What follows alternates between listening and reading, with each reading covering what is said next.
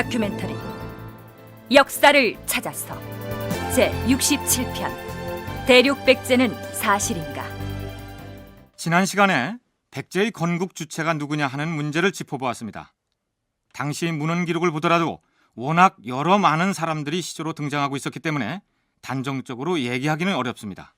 그러나 백제는 고구려 왕실에서 용납받지 못해서 갈라져 나온 온조가 세웠다는 내용을 차용하고 있는 현행 우리 국사교과서의 기술은 문제가 있는 것 같습니다. 한국전통문화학교 이두학 교수의 얘기를 들어보시죠. 중고등학교 국사 교과서에는 백제 건국 시조를 고구려 시조인 주몽의 아들인 온조가 내려와서 나라를 세운 것으로 적혀 있습니다. 이것은 우리가 액면 그대로 믿을 수가 없는 것입니다. 삼국사기만 보더라도 백제 건국 설화가 두 가지 설화가 수록이 되어 있습니다. 하나는 온조가 시조라고 하는 설화가 되는 것이고, 이것은 고구려 계통입니다. 그러나 작은 글씨로 적어놓은 또 다른 기록에 보면은 백제 시조는 비류고, 비류는 북부여 계통의 인물로 되어 있는 것입니다. 김부식의 경우도 국내에 전승돼 내려온 두 가지 설화 가운데 어느 것이 옳은지 자기도 장담할 수 없었기 때문에 그에 대해서 어느 쪽이 옳다라고 말을 못하고 같이 수록을 해놨던 것입니다. 뿐만 아니라 구태라는 인물이 옛 대방 지역의 백제를 건국했다는 설이 여러 문헌에서 확인되고 있을 뿐만 아니라 도무왕이라는 인물이 백제의 시조라는 기록 역시 일본 사서 등에 나타나고 있습니다. 어쨌든 백제를 건국한 세력이 고구려 계통이기보다는 부여 계통이라는 데에는 학자들이 대체로 의견을 같이 하고 있습니다. 그런데 기존에 알려져 내려온 백제의 건국 과정을 근본적으로 뒤흔들 만한 주장이 제기되고 있어서 주목을 끌고 있습니다. 백제가 처음 건국했던 곳은 서울 지역도 아니었고 인천 지역도 아니었으며 만주 대륙이었다는 것입니다. 이른바 대륙 백제설이 그것인데 그 요지는 이렇습니다. 부여에서 갈라져 나온 세력이 백제를 세워서 만주 지역에 있었는데 그중 한 갈래가 떨어져 나와 1차 이동을 해서 지금의 서울 지역에 정착. 마한 54개 나라 가운데 하나인 백제국이 됐다. 만주에 계속 남아있던 종각격의 백제는 4세기 중반 무렵에 고구려와 모용 선비족과의 세력 다툼에 밀린 나머지 결국 한반도 쪽으로 이동해와서 먼저 내려와 있던 서울 지역의 백제와 통합했다. 이때 백제의 왕실 세력이 나중에 내려온 종가 세력으로 교체됐다. 방금 소개한 내용에서 만주에서 먼저 내려와 서울 지역에다 백제국이라는 소국을 세운 세력을 온조 세력이라고 하고, 만주에 계속 남아서 부여나 연나라 등과 세력 다툼을 벌이다 나중에 내려와 합류한 세력을 비류 세력이라고 가정한다면 어느 정도 악의가 맞아 들어가지 않습니까?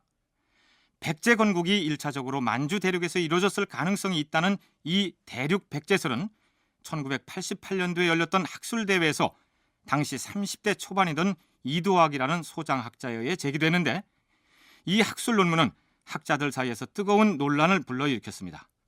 그러나 그의 주장을 논리적으로 반박하는 논문은 아직 나오지 않고 있습니다.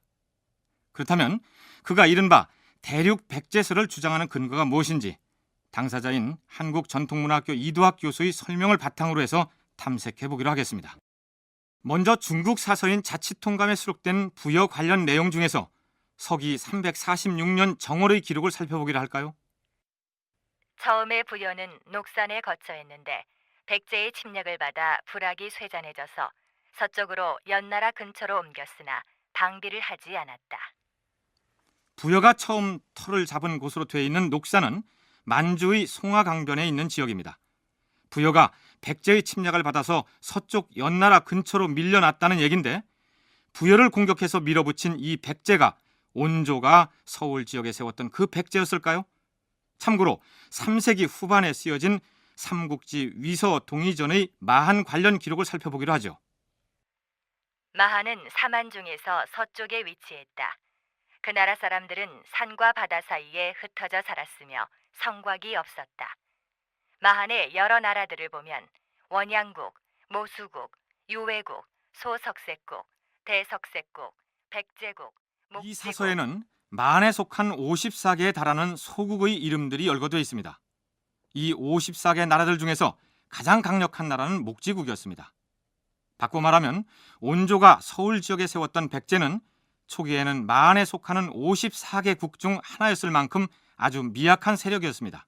그런데 이 작은 나라가 만주 지역까지 올라가서 부여를 침략했다는 것이 가능한 얘기일까요? 아니, 당시 백제는 마한의 속국으로서 국력이 보잘것없었는데 어떻게 만주 벌판까지 올라가서 부여를 침략하겠습니까? 말도 안 됩니다. 그렇습니다. 국력도 국력이지만 서울 지역에 있던 백제가 송화 강변까지 올라가서 부여를 치려면 그 이동 거리만도 엄청납니다. 더군다나 중간에 있는 낭랑과 고구려를 거쳐가야 되고. 그렇다면 그 자치 통감에 나오는 그 기록은 어떻게 해석해야 할까요? 그것은 고구려를 잘못 쓴 것이라고 봐야 합니다. 고구려가 부여를 침략했는데 엉뚱하게 백제가 침략한 것으로 잘못 기록한 것이지요. 우리 학계에서는 자치통감에 나오는 백제 관련 기록을 고구려를 백제로 잘못 적은 것으로 치부했습니다. 왜냐하면 한반도 중부의 서울 지역에 자리 잡은 작은 나라 백제가 만주 한복판까지 올라가서 부여라는 큰 세력을 침공해서 연나라 쪽으로 밀어붙였다는 사실을 설명할 방법이 없었기 때문이죠. 아니 뜬금없이 백제 존재가 만주 지역에서 탁 나타나고 있다는 거죠. 뭐 잘못된 기록인 것 같다. 그래서 이제 그 일제 그 관학자들 이래로 많은 이제 학자들이 이 백제는 고구려의 잘못이다. 고구려가 이제 부여를 이제 격파한 것이지 어떻게 백제가 돌출적으로 만주 땅에 그것도 한복판에 나타날 수 있겠는가라고 보면서 무시를 했던 것이죠. 그러나 이제 그것은 이제 그 무시할 사안이 아닌 거고요. 진서 모영황 제기에 보면은 모영 선비족이 세운 전현의 군대하고 교전을 벌여가지고 포로를 발생시킨 4개 나라가 나옵니다. 우문부, 담부, 고구려, 그리고 백제가 있어요. 이도학 교수가 거론한 진서 모용 황제기의 내용을 살펴보기로 할까요? 연나라 봉유라는 장수가 자기 나라 국왕인 모용황에게 건의한 상서의 내용이 이렇습니다. 황제 폐하, 고구려, 백제, 우문, 담부의 사람 모두 병력을 옮겼는데 중국의 의를 사모해서 온 것 같지는 않으니 모두 돌아갈 생각이 마음에 있사옵니다. 그렇잖아도 좁은 도성에 이들이 몰려들고 있어서 장차 국가에 큰 해가 될까 두렵사옵니다. 마땅히 그 형제 종족을 분할하여서 서쪽 경계의 여러 성으로 옮겨 이들을 은총으로 위무하고 법으로 단속하면 될 것이옵니다. 무슨 얘기냐 하면 연나라가 전쟁을 벌여서 고구려, 백제, 우문, 단부 출신의 포로들을 잡아왔는데 그 수가 너무 많아서 도성 안에다 살게 할 수 없으니 변방으로 나눠서 배치하고 단속하자, 그런 내용입니다. 바꿔 말하면 당시 백제가 대국이었던 연나라와 한바탕 전쟁을 치를 정도로 그 세력이 만만치 않았다는 얘기입니다. 그런데 연나라와 전쟁을 벌였던 나라들 이름들을 열거하면서 고구려와 백제를 나란히 적고 있습니다. 그렇다면 여기 나오는 백제도 고구려를 잘못 기록한 것이다, 이렇게 볼 수는 없지 않습니까? 적어도 4세기 중반 무렵까지 서울 지역에 온조가 세운 백제 말고 만주 대륙에 또 하나의 백제가 존재했다고 봐야 설명이 가능한 문제다. 이도학 교수의 주장이 이렇습니다. 이 교수가 대륙 백제설을 뒷받침하는 근거로 제시한 또 하나의 문헌 기록은 송나라 사서인 송서의 다음과 같은 기록 부분입니다. 백제국은 본래 고구려와 더불어 요동의 동쪽 천여리 밖에 있었다. 그 후 고구려는 요동을, 백제는 요소를 경략해 차지했다. 여기 나오는 요서 경략에 대한 내용은 다음 기회에 거론하기로 하죠. 이 송서가 편찬된 시기는 기원 후 488년입니다. 대륙 백제설을 받아들이기로 한다면 이때는 이미 만주에 있던 백제 세력이 남쪽으로 내려가서 서울 지역에 있던 온조 백제 세력과 통합을 한 이후입니다. 그러니까 송서를 펴내는 488년 당시에는 만주에 있던 백제가 남쪽으로 내려가고 없지만 본래는 고구려와 함께 요동의 동쪽 천리쯤 되는 곳에 있었다, 이런 얘기가 되겠죠. 본래라고 하는 기록이 나와요. 백제는 본래 고구려와 함께. 지금은 그렇지 않다는 거죠. 송서가 쓰이지는 488년의 시점에 백제는 한반도 서남부 지역에 있다는 것을 중국 송서를 쓴 역사가는 알고 있었어요. 그러나 원래는 이제 고구려와 함께 요동 동쪽 천리에 있었다. 만주 지역에 있다는 것을 말하고 있는 것이죠. 백제 세력이 이동해 왔다는 것을 간주하고 있다는 것이죠.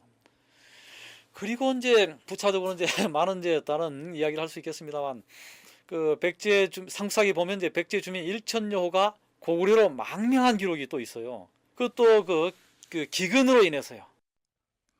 백제 주민의 고구려 망명 얘기가 나왔는데 그 대목을 살펴보기로 할까요? 대왕마마, 천여호에 달하는 백제 백성들이 우리 고구려로 넘어와서 받아줄 것을 애걸하고 있사옵나이다. 어찌하면 좋겠사옵니까? 생활이 곤궁하여 살 길을 찾아 넘어온 그들을 어찌 내칠 수 있겠느냐. 더구나 백제는 다 같이 부여에서 갈라져 나온 형제 나라가 아니더냐. 그들에게 양식을 주어 목숨을 부지하게 하고 땅을 나누어 주어 일국에 하라.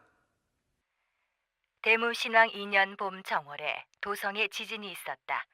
죄수들을 크게 사면했다. 백제의 백성 천유호가 와서 의탁했다.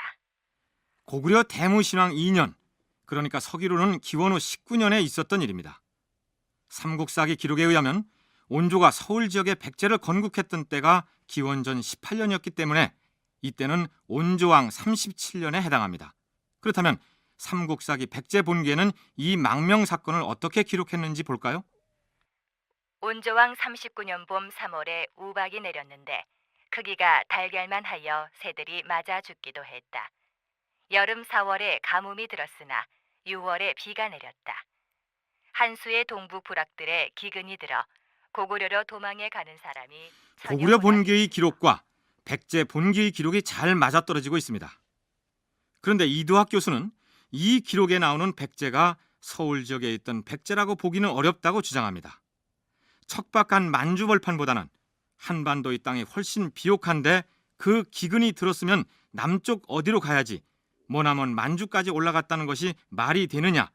더군다나 서울 지역에서 고구려까지 가려면 중간에 낙랑을 거쳐야 하는데 거기 가면 지상낙원이 펼쳐진다는 보장도 없는 터에 굶주린 배를 움켜쥐고 그 먼 길을 올라갔을 가능성은 희박하다. 그런 얘기입니다. 결론적으로 말해서 서울 지역에 있던 온조 백제의 주민들이 올라간 게 아니라 만주에 있던 또 한 갈래의 백제, 즉 대륙 백제의 주민들이 인근 나라인 고구려로 망명했다고 보는 것이 타당하다는 얘기입니다. 여러분의 생각은 어떻습니까? 자, 그렇다면 만주 지역에 있던 백제와 서울 지역에 있던 마한의 여러 나라 중 하나였던 그 백제국은 어떻게 통합되었을까요?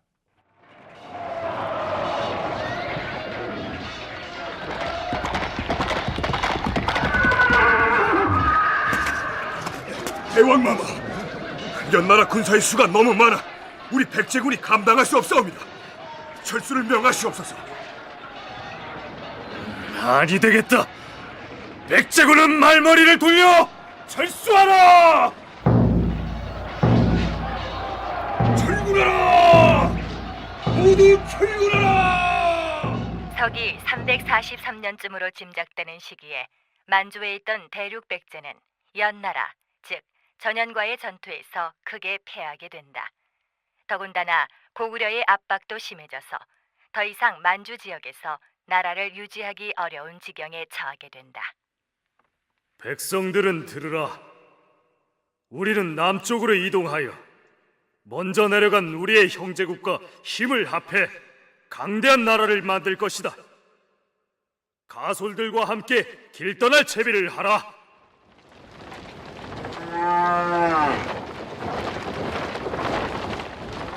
이렇게 해서 만주에 있던 비류계의 백성들이 서울 지역에 먼저 내려와 터를 잡고 있던 온조 세력과 통합하기 위해서 대규모 이동을 감행했을 것이다. 그런 주장입니다. 그런데 만주에서 한강 유역으로 내려오기 위해서는 고구려를 통과해야 하는데 그것이 가능했겠느냐 하는 문제가 남아 있습니다.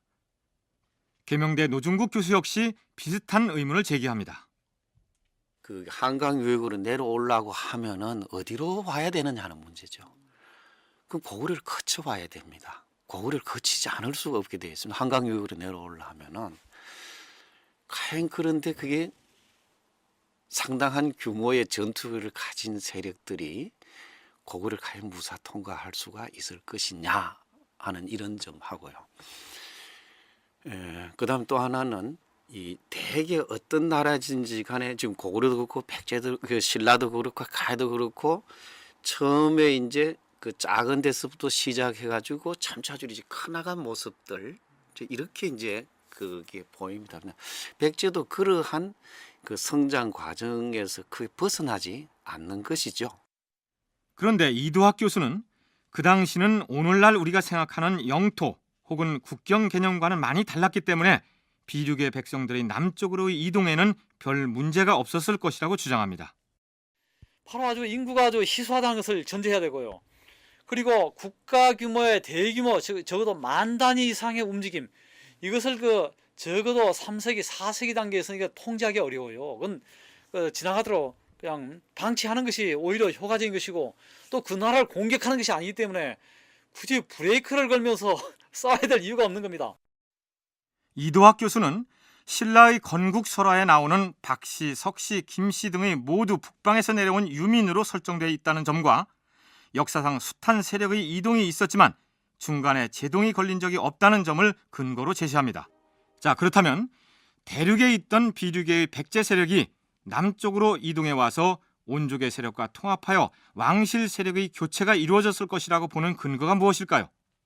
이도학 교수는 우선 삼국사기를 편찬했던 고려시대까지도 백제의 건국시조가 2명으로 나타나고 있다는 점을 강조합니다. 백제 왕실이 교체됐다고 이제 볼 수 있는 것은 시조가 2명이라는 거죠. 온조하고 비류. 걔 2명의 시조가 있는데 어느 게 맞고 어느 게 틀리냐, 어느 게 안카마기 어느 게 수카마기냐, 이런 이제 그 흑백 논리라든지 따질 수 있는 게 아니고 다 인정해야 돼요. 시조가 2명이라고 하는 거. 2개 왕실이 있었고 2개 왕실이 공존할 수는 없는 거죠. 그러니까 전복을 해서 왕실 교체가 단행됐기 때문에 시조가 이제 2명이 이제 된다. 쉽게 얘기하자면 대륙에서 내려온 비륙의 세력이 설화에서 형으로 나오고 있기 때문에 한강 유역에 자리 잡고 있던 온조 세력을 흡수하여 주도권을 장악했을 것이라는 분석입니다. 이 교수는 대륙 백제 세력이 내려와서 온조 백제를 흡수했던 시기를 근초광 때부터이거나 그 바로 직전 왕인 비류왕 무렵이었을 것이라고 분석합니다.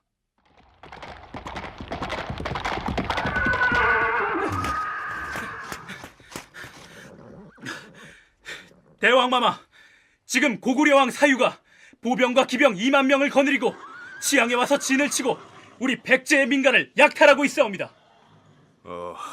그래. 대자는 듣거라. 군사를 내어줄 터이니 지금 즉시 치양으로 달려가서 고구려군을 물리치도록 하라. 예, 대왕마마. 자, 백제의 기병들은 나를 따르라!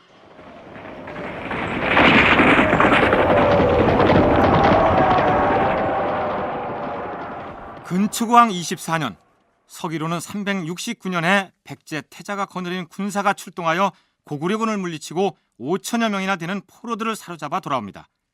그리고 2년 후인 서기 371년, 이번에는 근초광이 직접 군사를 이끌고 나가서 평양성을 공격하여 고국 원왕을 죽이고 돌아옵니다. 뿐만 아니라 백제의 정복 활동은 사방으로 그 위세를 떨쳐나갑니다. 근초광 때 보면은 백제가 369년에서부터 371년 단 3년이라는 짧은 기간 동안에 그 전에는 찾아볼 수 없을 정도로 눈부신 발전하고 있습니다. 그 발전은 이제 정복전쟁의 승리죠. 동아시아의 그 강국인 고구려하고 싸워서 연전연승을 거두었습니다. 369년에 고구려의 3만 병력 격파하고 371년에는 이제 고구려의 고국 원왕을 그것도 평양성에서 전사시키고 있습니다. 그리고 동남쪽으로는 낙동강 유역에 진출해서 가야 나라들을 복속시켰습니다. 그리고 그 백제 남쪽으로는 이제 마한 나라들을 또 정치적으로 또 애소시켰던 거죠. 그리고 현해탄 건너에 있는 외세력을 백제가 또 정치적인 영향권 속에 넣게 되고 그러한 기념으로 칠지도라고 하는 칼을 하사하고 있는 것입니다. 무슨 얘기냐 하면 그 이전까지는 백제가 마한 연맹체의 일원으로서 국력이 미미한 것으로 나타나고 있었는데 이 시기에 들어서서는 갑자기 동북아시아의 강국이었던 고구려와 싸워 연승을 거두는가 하면 마한의 다른 세력들을 복속시키는 등 정력적인 정복 활동을 한 것으로 나타나는데 이것은 만주에서 내려온 대륙 백제의 세력이 온조 세력과 통합하여 국력이 막강해졌기 때문에 가능했을 것이다. 그런 얘기입니다. 그러니까 3년이란 짧은 기간 동안에 가히 그 정지할 줄 모르는 운동력, 정복력을 가지고 뻗어나가고 있는 것이죠. 그 전 단계의 백제의 경우는 정체되어 있는 상황이었는데 갑자기 발전하고 있는 거죠. 이것은 계기적으로 성장했다 이렇게 볼 수는 없는 것이고요. 어떤 수혈에 의해서 외적으로 새로운 세력이 들어와 가지고 백제가 급팽창을 했다 이렇게 봐야만 될 것 같고요. 그리고 이러한 정복력의 원천이라고 하는 것은 중장기병 부대의 그 출현으로 봐야만 될 것 같습니다. 그러니까 사람이나 말이나 모두 쇠갑옷을 입힌 중장기병 부대가 만주 지역에서 내려온 거죠. 비류교통에 이제 만주 지역 백제가 남하에 내려왔기 때문에 보병전 단계에 머물러 있었던 마한 세력들을 단기간 내에 좀 다 제압할 수 있었다는 것이죠. 뿐만 아니라 서울의 석천동 고분군 지역에서 계단식 석실을 갖춘 적석총이 발견되는데 이 역시 만주 지역에 있던 백제 세력이 한강 유역에 정착했던 시기와 고고학적으로 맞아떨어지고 또한 4세기 중반 이후부터는 만주 지역에서 백제의 활동에 관한 기록이 사라지고 없는 것도 대륙 백제 세력이 한강 유역으로 내려왔기 때문일 것이다. 이 교수의 주장이 대체로 그렇습니다. 앞으로 대륙 백제에 관련된 이 부분은 더욱 활발한 논의가 이루어져야 하겠죠. 자, 그럼 다시 삼국사기 백제 본기로 돌아가 보겠습니다. 온조는 하남 위례성의 도읍을 정하고 10명의 신하로 하여금 보작해 하고 국호를 십제라 했다. 백제 건국 선화에 나오는 내용입니다. 그렇다면 왕성의 이름을 어째서 위례성으로 지었을까요? 이 위례가 지닌 의미를 학자들에 따라 여러 가지로 분석하고 있는데 우선 다산 정약용의 견해를 계명대 노중국 교수로부터 들어보겠습니다. 다산 정약용 선생님도 이 위리, 우리, 울타리 좀 이제 그렇게 봐도 뭐 좋지 않겠느냐. 근데 이제 이 사람 이제 그 나라를 세워 놨을 때 중심지하고 그다음에 일반 민들이 사는 곳을 이제 구분하려 하면 이제 울타리를 울타리를 이렇게 이제 치게 되어지는데 그 울타리 이게 그게 이제 위례하고 통할 수 있고 그게 이제 그냥 보통 일반 명사인데 이게 이제 백제로서는 이게 나중에 왕성을 나타내는 의미가 되면서 고유명사화되진 것. 그래서 이제 위례성이라는 게 이제 백제 왕성을 나타내는 이런 표현을 이제 다시 말해서 위례성의 위례는 담장을 나타내는 울타리, 한자로는 위리라는 말에서 파생된 이름일 것이다. 그런 얘기입니다. 그러나 위례라는 이름의 어원이나 유래에 대한 분석은 이 밖에도 더 있습니다. 위례가 왕성을 뜻한다고 보기도 한다. 중국 사서인 주서 백제편을 보면 백제는 국왕을 어라하로 불렀다고 기록하고 있다. 여기서 전미사인 하를 떼버리면 어라가 위례성의 위례와 닮았다. 따라서 위례는 왕이 거처하는 공간이라는 뜻이다. 강변에 위치한 성이라는 견해도 있다. 고구려의 왕성이었던 위남성에서 위나는 강을 뜻하는 만주어 우라에서 비롯됐다. 위례성의 위례와 위남성의 위나는 음이 서로 통할 뿐 아니라 위례성이 한강변에 세워진 데에서 붙여진 이름이다. 위례성의 위례를 빨리 읽으면 열이 되는데 백제 최초의 국호가 열십자였기 때문에 붙여진 이름이다. 그러나 이런 여러 가지 유래에 대한 분석들 중에서 이도학 교수는 위례성이 큰 성을 의미한다는 쪽에 무게를 두고 싶다고 얘기합니다. 위례에 대해서는 이제 뭐 울타리, 우리에서 나왔다 뭐 이런 견해도 있습니다. 이 다산 정약용 선생의 견해가 되겠습니다만, 그러나 이제 그게 아니고 이것은 이제 그 크다는 뜻에서 나왔다 이렇게 봐야만 될 것 같습니다. 한강을 웅리하 또는 아리수 했는데 아리수의 아리, 웅리하, 웅리 전부 다 크다는 뜻입니다. 바로 그런 데서 이제 위례성이 위례, 이것도 대성, 큰 성이다. 실제로 기록에 보면 왕이 거처하는 이제 왕성을 대성이라고 적어놨습니다. 그래서 이제 여느 사람이 거처하는 성이 아니고 왕이 이제 거처하는 성이기 때문에 큰 대자로 써서 이제 대성. 이것을 우리말로 위례성, 웅리성, 또 아리성 뭐 이런 뜻으로 이제 위례성이라고 이제 불렸던 것으로 봐야만 될 것 같습니다. 실제로 일본 서기에는 이 성이 훗날 고구려 군에 의해 정복당했던 상황을 이렇게 기록하고 있습니다. 고구려 군대가 7일 동안 밤과 낮으로 대성을 공격해 왕성이 함락됐다. 드디어 백제가 위례를 빼앗겼다. 여기서 큰 성, 즉 대성과 위례라는 말, 그리고 왕성을 같은 명칭으로 함께 쓰고 있는 것을 볼 수 있습니다. 위례성의 명칭에 대한 유래는 그렇다 치고 삼국사기 백제 건국 신화에서는 하남 위례성의 도읍을 정했다라고 나와 있습니다.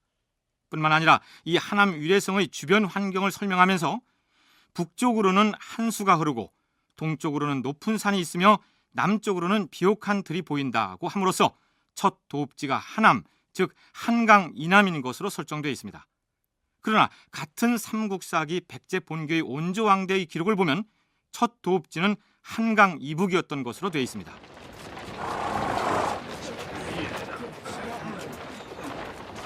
오늘은 강을 건너 한수 남쪽으로 순행을 할 것이니 배를 준비하도록 하라. 온조왕 13년 5월 왕은 영토를 수행하는 중에 한강 이남 지역을 둘러보는데 돌아와서는 대신들에게 이렇게 얘기합니다. 내가 어제 순행 중에 한수의 남쪽을 보니 토양이 매우 비옥하였다. 따라서 그곳으로 도읍을 옮겨서 조정이 영원히 평안하도록 계획을 세울 것이니 도읍을 옮길 준비를 하도록 하라. 그리고 이듬해 정월에 도읍을 옮겼다고 기록하고 있습니다. 삼국사기 백제 건국 신화에서 보이는 하남 위례성에 도읍을 정했다는 기록과 배치됩니다. 뿐만 아니라 위례성을 그냥 위례성이라고 하지 않고 하남 위례성으로 표현하고 있는데 그렇다면 그 명칭의 상대 개념인 하북 위례성도 존재했다는 의미가 아니겠습니까? 그러니까 첫 도읍지는 한강 이북인 하북 위례성이었는데 나중에 하남 위례성으로 왕실을 옮겼다. 이렇게 정리를 하면 될 것 같습니다. 그렇다면 삼국사기에 나오는 하남 위례성이 있었던 자리는 어디였을까요? 풍납동 토성일까요? 몽촌 토성일까요? 노중국 교수의 얘기를 들어보시죠. 그 풍납토성하고 몽촌토성을 다 합쳐가지고 어떤 대성 또는 왕성, 위례성 이렇게 이제 부른 게 아니겠느냐. 그걸 따로 볼 때는 남성, 북성. 이제 풍납토성이 북쪽에 위치가 북쪽에 북성, 몽촌이 이제 남성이라고 그 둘을 그 합쳐서 부를 때는 대성, 왕성, 위례성 또는 한성 뭐 이렇게 이제 그 부른 것으로 이렇게 이제 볼 수 있을 것 같습니다. 굳이 따로 나눠 가지고 얘기하기보다는 지금은 풍납동 토성을 몽촌 토성과 더불어 백제 임금이 거처했던 왕성으로 규정하는 데 이의를 제기하는 학자가 거의 없습니다만 1990년대 풍납토성이 발굴되기 이전까지는 풍납동 토성은 전혀 왕성 대접을 받지 못했습니다. 그 내력을 잠시 정리하면 이렇습니다. 일제는 1916년도의 조사에서 풍납동 토성을 조심스럽게 한성 도읍기의 백제 왕성으로 지목했습니다. 그러나 국사학계의 태두라고 불리는 두 개의 이병도 박사는 풍납동 토성은 왕성이 아닌 사성이라는 주장을 굽히지 않았습니다. 그 근거는 이렇습니다. 계류왕 시기의 제방 축조 기록 중 다음과 같은 내용이 나오기 때문입니다. 강 언덕을 따라 둑을 쌓았는데 사성의 동쪽에서 시작하여 숭산의 북쪽에 이르렀다. 뿐만 아니라 책계왕 시기의 기록에는 고구려의 침략에 대비해서 아단성과 사성을 수리했다는 내용이 수록되어 있습니다. 여기서 뱀사자로 표기된 사성이 바로 풍납동 토성일 것이다. 따라서 그것은 왕이 살았던 왕성이 아니라 군사적 목적으로 만든 작은 규모의 군사진지, 즉 진성에 불과하다. 그런 주장입니다. 그런데 그 성터에서 금팔찌, 백동경 등 예사롭지 않은 유물들이 발견됐는데 그때도 이병두 박사는 이렇게 얘기합니다.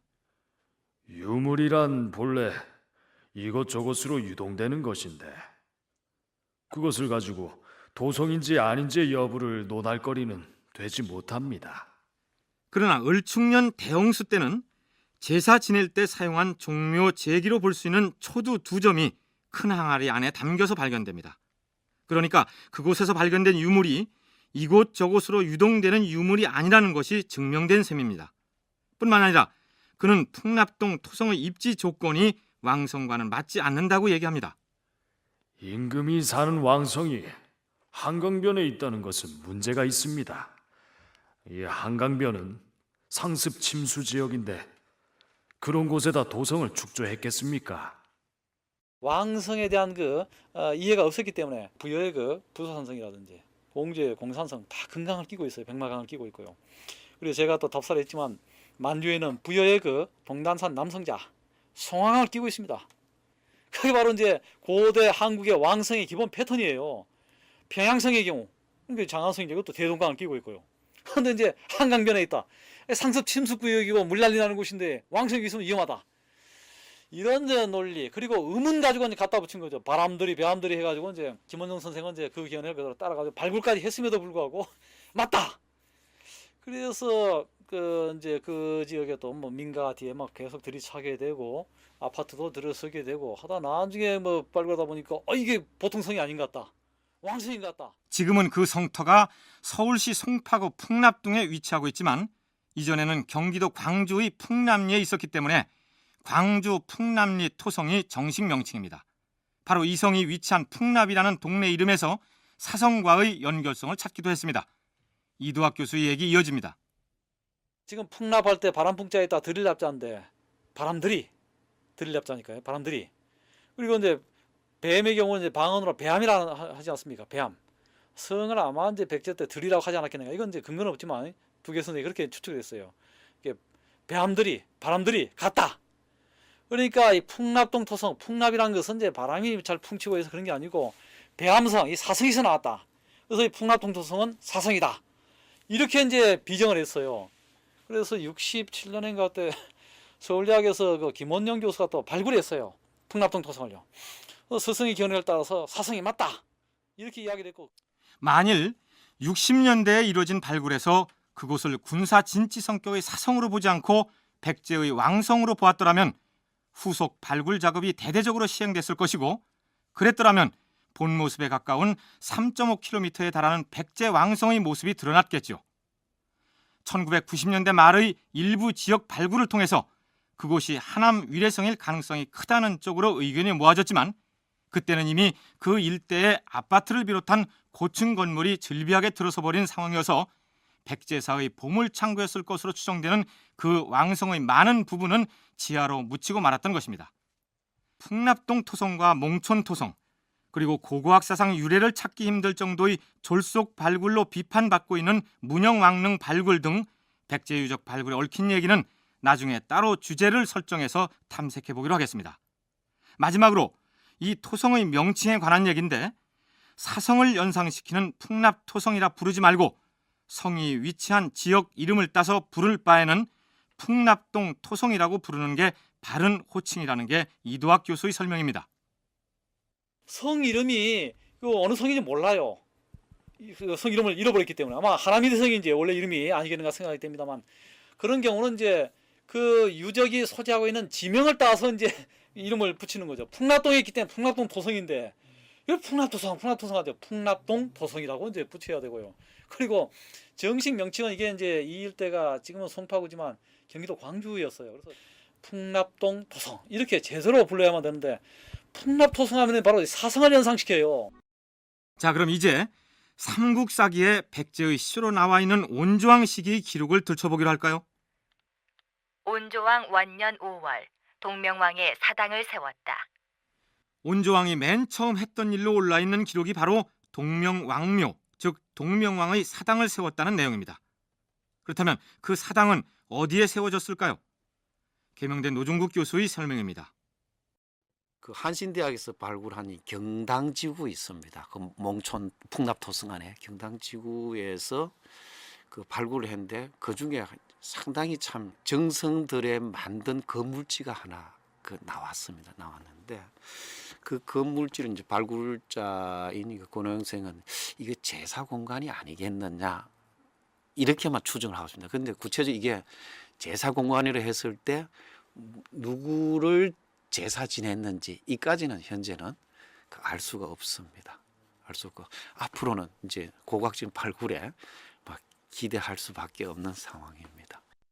그런데 이두학 교수는 경기도 하남시에 있는 검단산에 동명왕 사당이 있었을 것으로 추정합니다. 삼국사기에 숭배하다라고 할 때 쓰는 높을 숭자를 쓰는 숭산이라는 지명이 나오는데 그 숭산이 바로 검단산이었을 것이고 바로 그곳에 사당이 있었을 것이다. 그런 주장입니다. 단순히 이제 이 산을 숭배한다는 게 아니고 이 산에 뭐가 있기 때문에 신성한 어떤 그 사당이라든지 어떤 제사 시설 이런 게 있었기 때문에 숭산이라고 하는 이름으로 이제 분리됐다 이렇게 이제 봐야만 될 것 같습니다. 실제로 제가 지난 세기에 하남시 검단산을 이제 답사했을 때 제단 유구를 확인했었어요. 그래서 아마 이게 동명묘가 있던 장소 아니겠는가 이런 생각이 듭니다. 이 그 동명묘가 있는 하남시 검단산이라고 하는 것은 백제 왕성인 풍납동 토성이라든지 몽촌 토성에서 볼 때 정동쪽이에요. 그 동명할 때 동력동자에다가 밝을명자라고 합니다. 동쪽의 밝음.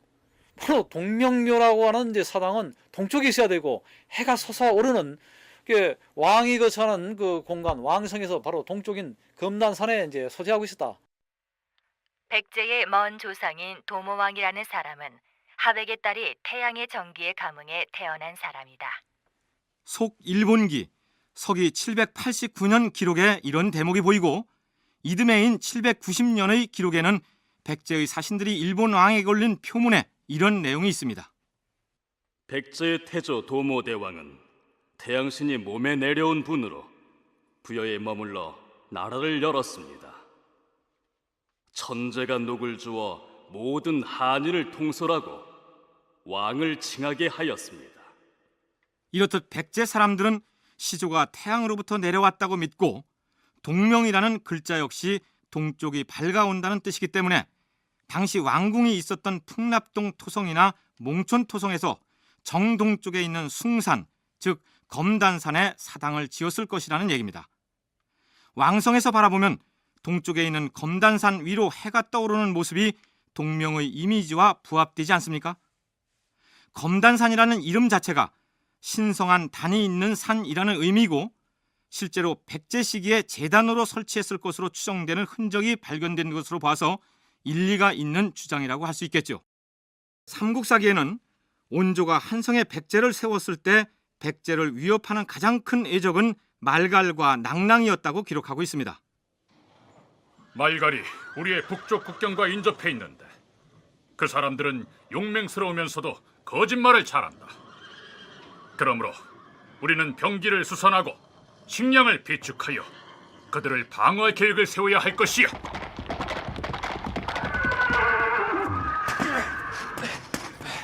대왕 마마, 지금 말갈군이 북쪽 변경을 노략질하고 있사옵니다. 군사를 내어 그들을 물리치도록 윤호하여 주시옵소서. 아니다. 내가 직접 군사를 이끌고 나가 말갈을 소탕할 것이다. 자, 가자! 온조왕 3년 가을 9월 말갈이 북쪽 변경을 침입했다. 왕은 정예군을 이끌고 재빨리 공격해 그들을 격파했다. 적군 중에 살아 돌아간 자가 10명에 한두 명이었다. 온조왕이 처음으로 군사를 통솔해서 전장으로 나가 승리한 기록을 이렇게 적어놓고 있습니다. 우리가 이미 고구려와 바레사를 탐색할 때 말갈족에 대한 얘기를 여러 차례 한 적이 있는데 그렇다면 그 말갈족이 한반도의 중부지방인 한강 유역에도 출몰했다는 얘기일까요? 학계에서는 백제가 물리쳤다는 이 말갈은 북방에 있던 진짜 말갈이 아니고 강원도 북부와 함경남도 지역에 있던 예족, 즉 동해였을 것이라고 분석합니다. 노중국, 이도학 두 교수의 얘기를 차례로 들어보시겠습니다. 여기에 대해서 지금 학계 대체적인 견해는 저도 그렇게 보고 있습니다만은 이건 이제 그게 동해안 지역, 이제 함경도 주로 이제 동해안 지역에 자리 잡고 있던 예족이 아니겠느냐. 그게 이제 동해도 있고 뭐 옥저도 있고 뭐 이렇게 있는데 이제 예족들 이네들이 이제 동해안 지역에 이런 시기부터 쭉 자리 잡고 있었고 그다음에 이제 이네들이 이제 그 백제를 이제 공격을 해온 거를 삼국사기 쪽에서 이걸 이제 말갈로 후대의 인식인 말갈로 이렇게 대체해서 이제 표현한 것이 아니겠느냐. 이 말갈에 대해서는 이제 그 동해로 이제 보는 견해가 이제 조선 시대 때 실학자들 이래로 제기돼 왔던 겁니다. 만주 지역에 있던 말갈이 아니고 이 가짜 말갈이라는 거죠. 그래서 위 말갈 고라고 하는 논문도 있습니다. 가짜 말갈이란 이제 고찰이라는 이제 그런 이게 동해 지역에 있던 이 세력 이들을 이제 후대 와서 어떤 연유로 인해서 역사 기록에 말갈로 이제 채색이 됐다는 거죠. 그냥 말갈이 아닌 사람들인데 말갈로 이제 돼 있다는 거예요. 이건 이제 이들이 내려오는 침공 방향이라든지 또 그리고 상서에 보면 이제 고구려가 전쟁을 일으킨 그 가운데 보면 말가를 또 애라고 이렇게 기록한 경우가 있어요. 그래서 이 애가 바로 그 말갈로 기록된 사람들이구나. 어쨌든 온조왕은 북쪽 변경을 침략했던 말갈군을 보기 좋게 무찔렀는데 이때 왕과 함께 군사를 지휘하여 나가 싸운 사람은 으름이라는 장수였습니다. 이 으름은 온조왕의 재종 숙부, 즉 집안의 삼촌뻘인 것으로 기록하고 있습니다. 온조왕 2년 3월 왕이 그의 재종숙부 으름이 지혜와 담력이 있다 하여 우보로 임명하고 그에게 군사 관계의 일을 맡겼다. 백제의 관직 중에서 우보와 좌보가 기록상 가장 먼저 나오는 관직입니다. 기록에도 나타났듯이 군사를 움직일 수 있는 병권을 가진 관직이 우보였는데 왕이 자신의 숙부를 우보로 임명한 배경은 무엇이었을까요? 맨 처음에 이제 족부 으름을 이제 그러니까 자기 친족 내에서 이제 그 한 사람을 우보로 삼고 군사권을 맡긴 걸 봤을 때 그게 첫 단계고 그다음 두 번째 단계는 이제 북부 해루한테 맡기고 그 이제 자기 그 친족 바깥 이제 그 집단한테 이제 우보직을 넘겨주는 것이죠. 이거는 뭘 의미하냐면은 결국은 이제 백제 왕실이 이제 성장을 하면서 초기에는 왕족 중수 이렇게 하다가 조금씩 이제 자신감이 생기니까네 이 주변 세력들도 이제 끌어 넣어서 이제 그게 통치에 참여시켜 나가는. 왕의 숙부를 가장 중요한 관직인 우보로 임명한 것은 아직 주변 세력을 아우르지 못한 건국 초기인 탓에 그래도 가장 믿을 만한 사람이 왕실의 친족이었기 때문이었겠죠. 어쨌든 동해로 추정되는 이 말갈군의 공격은 그 한 번에 그친 게 아니었습니다.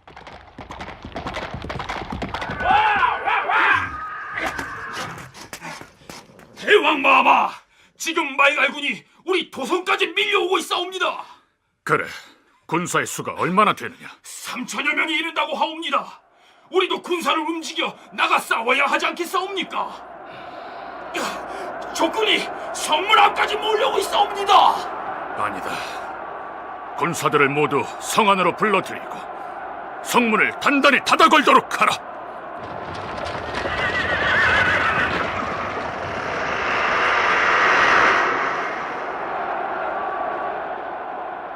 온조왕 8년 봄 2월 말갈군 3,000명이 진입하여 위례성을 포위했다.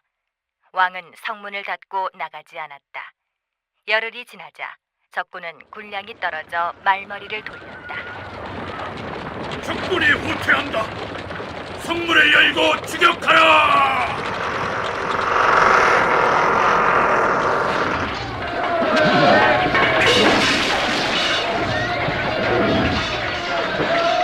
왕은 정예군을 선발하여 대부연까지 추격해 단번에 이기고 적병 500명을 죽이거나 사로잡았다. 이후로도 말갈과의 전투는 계속됩니다. 동해로 추정되는 말갈과의 충돌 말고도 백제와 창칼을 겨누었던 세력으로 낭랑이 있었습니다. 낭랑은 지금의 평양 지역, 즉 대동강 유역을 근거지로 삼고 주변에 많은 현을 거느리고 있었는데 달리 표현하면 중국의 식민 도시라고 할 수 있겠죠. 이 낭랑군은 당시 한반도의 중남부 지역에 자리하고 있던 사만을 통제하거나 사만과의 교류와 교역을 맡아보던 중국의 식민 기지였습니다. 그런데 삼국사기에는 시조인 온조왕이 백제를 건국한 지 얼마 되지 않아 낭랑과 긴장 관계를 유지한 것으로 되어 있습니다. 대왕 마마, 말갈의 침략은 우리 백제의 정예병으로 하여금 능히 막아낼 수 있다 하나 낭랑군의 움직임 역시 심상치 않으니 그들의 침략에도 대비를 해야 할 것이옵니다. 알았느니라. 낭랑과의 접경에 성을 쌓고 목책을 세워서 낭랑군의 침략에 대비하도록 하라. 온조왕 8년 가을 7월 마수성을 쌓고 경산에 목책을 세웠다. 여기서 마수성은 대동강 발원지인 함경남도 요덕군 일대로 보는 견해가 유력하고 목책을 세웠다는 병산은 평안남도 맹산군의 병풍산 남쪽의 철옹산성으로 추정됩니다. 그렇다면 온조가 백제를 세운 지 8년밖에 안 된 상황에서 백제의 영토가 그처럼 북부 지역까지 멀리 뻗쳤을까요? 그 부분은 나중에 규명해보기로 하고, 어쨌든 백제가 낙랑과의 접경에 성을 쌓고 목책을 세우자 낙랑태수가 사람을 보내서 항의합니다. 지난날 우리 낙랑과 백제는 서로 사신을 교환하고 우호 관계를 맺어 한 지방과 같이 여기고 살아오지 않았는가? 그런데 지금 우리의 영역에 접근하여 성을 쌓고 목책을 세우고 있으니 혹시 우리 땅을 야금야금 차지하려는 속셈이 아닌가? 만일 옛날의 우호 관계를 유지하려면 성을 허물고 목책을 제거하여 즉시 억측과 의심을 풀어줘야 할 것이다. 만약 그렇게 하지 않는다면 전투로서 승부를 가리자. 낙랑태수의 이런 위협에 온주왕은 이렇게 맞대응합니다. 요새를 설치하여 나라를 수비하는 것은 고금의 상도가 아니던가. 어찌 이 문제로 화친과 우호 관계에 변함이 있다 하는가? 이는 당연히 의심할 일이 아니다. 만일 낙랑태수 당신이 강한 것을 믿고 군사를 출동시킨다면 우리 또한 맞아 싸울 것이니라. 이런 날선 공방 끝에 백제와 낙랑의 우호 관계가 단절된 것으로 기록되어 있습니다. 이 기록대로라면 백제는 건국하자마자 초기부터 이미 막강한 힘을 가진 국가인 셈이죠. 그런데 온주왕 10년의 기록에는 이런 내용이 보입니다. 가을 9월 왕이 사냥 갔다가 신기한 사슴을 잡았다.